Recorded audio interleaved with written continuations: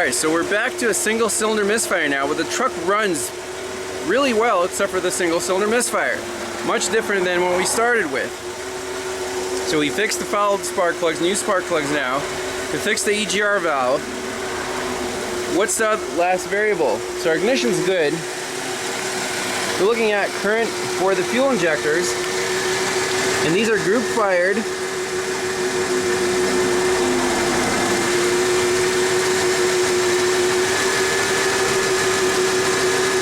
I think my scope froze up.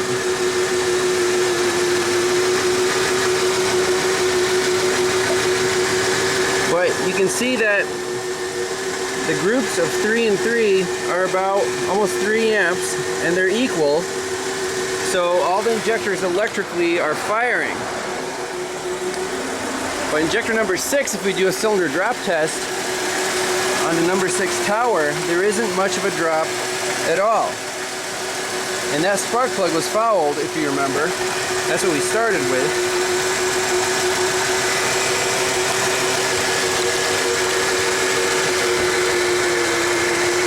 We're doing a cylinder drop test. Get my camera set up. This is the number 6 plug wire. See, there's almost no drop. There's a little bit. Let's try a neighboring cylinder. This is number 2.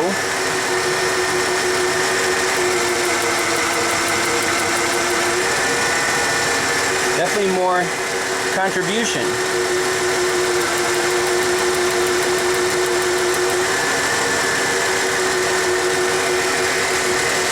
It's not a complete misfire, it's a partial misfire. You might say, well, check the compression. Compression's perfect. Already did that. Did a relative compression check off camera. And, you know, you can just unplug the ignition coil. It cranks, very evenly. So we worry about this number 6 injector in terms of flow.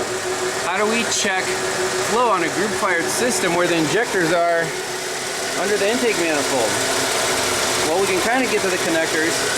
So I'm going to try to set up my pulsar tool and let's do a flow check. It's the last variable here. There's really nothing else that could explain this symptom.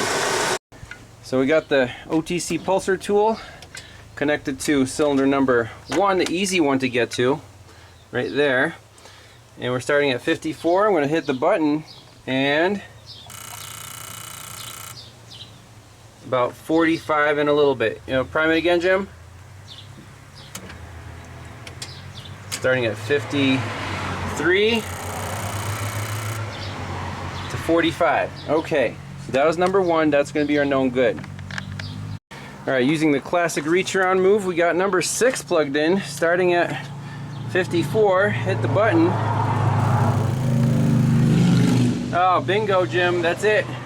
We only dropped to like 49, maybe 50. Do it one more time. So 54 down to 49. Huge difference. Wow, yeah.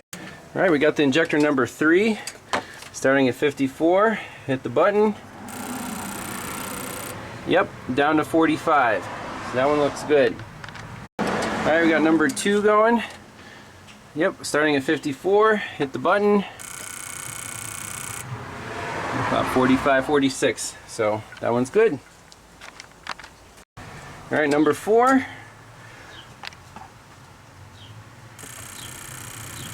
Perfect, 45. Number 5, oh, I just don't know about that one. A little bonus footage. We're messing around with the scope and seeing, could have we seen this on the injector pattern, you know, as a lean misfire? And it doesn't look very conclusive.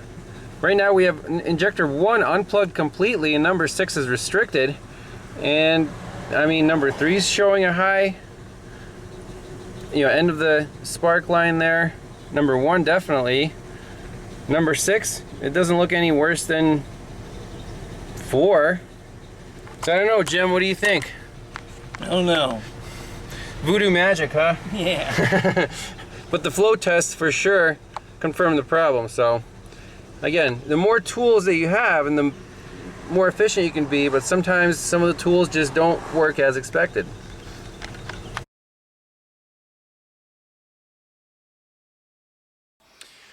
Back to the misfiring Ford F-150, we're doing the fuel injector replacement. So we got a brand new unit from Napa here, and I already got the old one out. This is the original, looks like a Bosch, labeled Ford.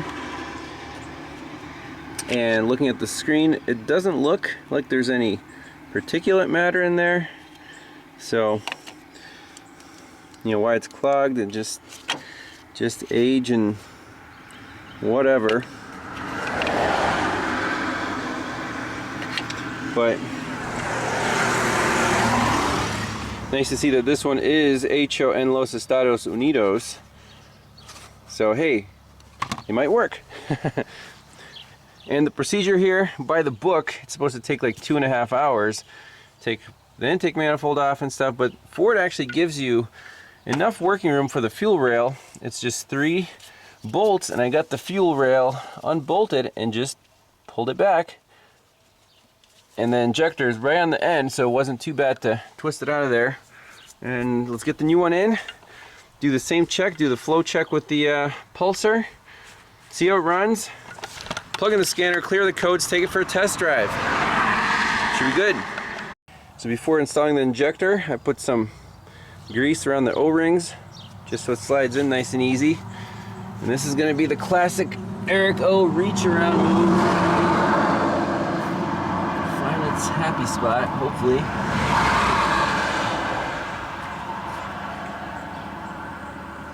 First put it in the rail, and then we have to line all the injectors to get them into the cylinders. The intake manifold ports. You just kind of wiggle and push the rail in. That looks pretty good. And before we're doing this job, you know, last week we just sprayed all the ports with WD-40, and that really helps those O-rings, if they're dry and crusty, to get out of there. So I'm going to finish this up and take it for a spin. Alright, so we got the new injector all plugged in into the tester, our pulsar tool. So we'll prime it a few times, build some fuel pressure.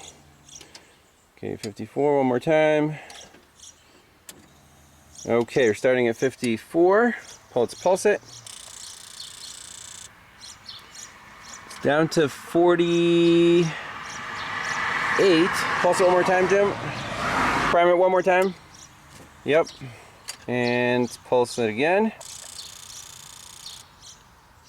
About 48. So this is a cold, you know, on a cold start, we might have a little different pressure. So let's test a couple other injectors just to verify that the new one is flowing as good as the other ones. So here goes injector number 1. 48. Okay, so that's a variable. Remember last time we were dropping to like 45, 46 with hot fuel in the rail. Now in cold, 48. So consistent flow. Happy with that. Let's plug them all in and fire this thing up. And it's also good to do a fuel prime just to see if there are any leaks. Now all the injectors came out of the manifold, not out of the fuel rail, so those O-rings should still be good. Don't smell any fuel, don't see any spraying, so go ahead and fire it up, Jim.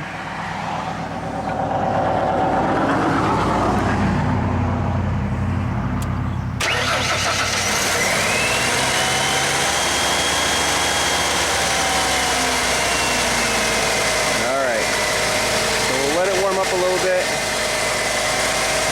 but it sounds better already. Does it rev up okay?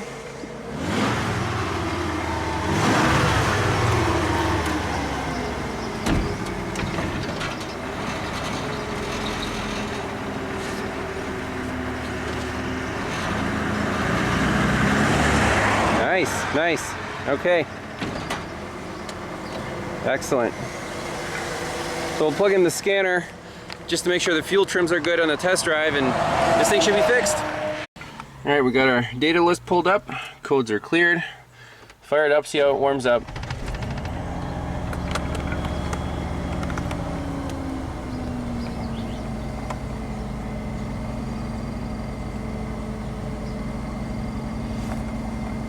So O2 is active already, that's amazing, unless that's the bias voltage. So open loop.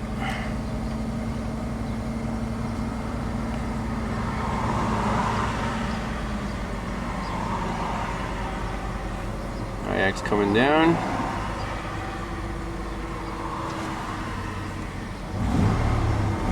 Rev's nice and smooth.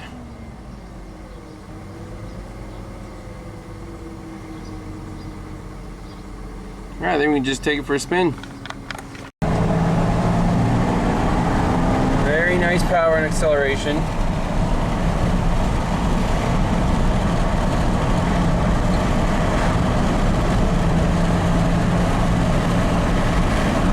Probably hasn't driven this well in years.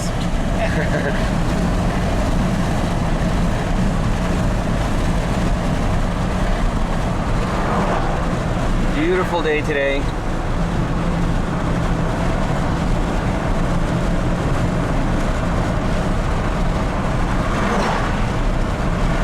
We'll take a look at the data and pull over. So here's what the data looks like right now. During the test drive, fuel trims were right around 0. I mean, this truck, I don't think could run any better than it's doing right now. Closed loop, O2's happy, everything's happy. And put under load. So about 10, maybe 10% at most.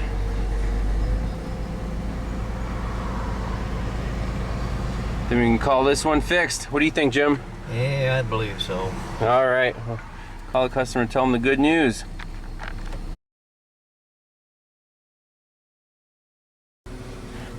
Little bonus footage. One last thing you want to check for proper fuel delivery. This is the scanner danner test. Maximum throttle, you drop into open loop and you want that O2 to stay rich during that whole period. That tells you that, you know, the fuel map is good, fuel pressure is good, engine's getting enough fuel, it had great power, and that's awesome.